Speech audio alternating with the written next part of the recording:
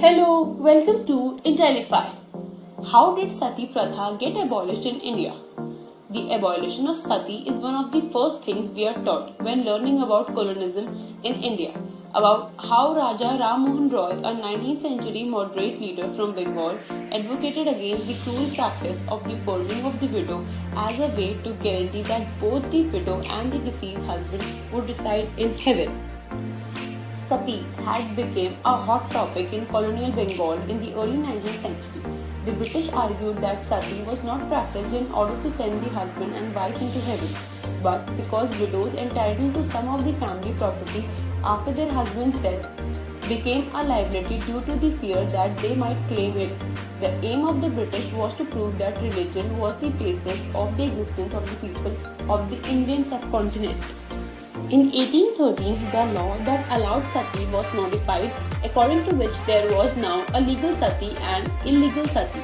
In 1815, when systematic data collection on sati began, officials were instructed to witness each and every detail of the act. Between 1815 and 1828, a total of 8,134 cases of sati were recorded, mainly among upper caste Hindus. Raja Ram Mohan Roy is known as the pioneer of women's rights in India, especially because he came out in support of the abolition of sati. Since 1818, Roy wrote in great detail about sati and how he was pro-abolition.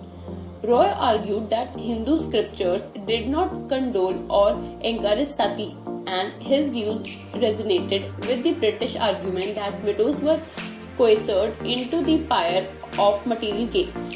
Lord William Bentinck became the Governor General of India in 1828, who passed the law in 1829 banning sati throughout the company's jurisdiction in British India.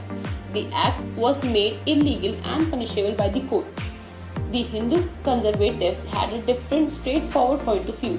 They were against the abolition of sati because it was a part of their customs. In 1861, after the control of India, when the British Crown directly, Queen Victoria issued a general ban on sati throughout India. This act became an act of the Indian Parliament in 1988, when the Commission of Sati Act 1987 was enacted. That's all for today. For more such videos, please do subscribe to our channel Learn with Intellify. Thanks for watching.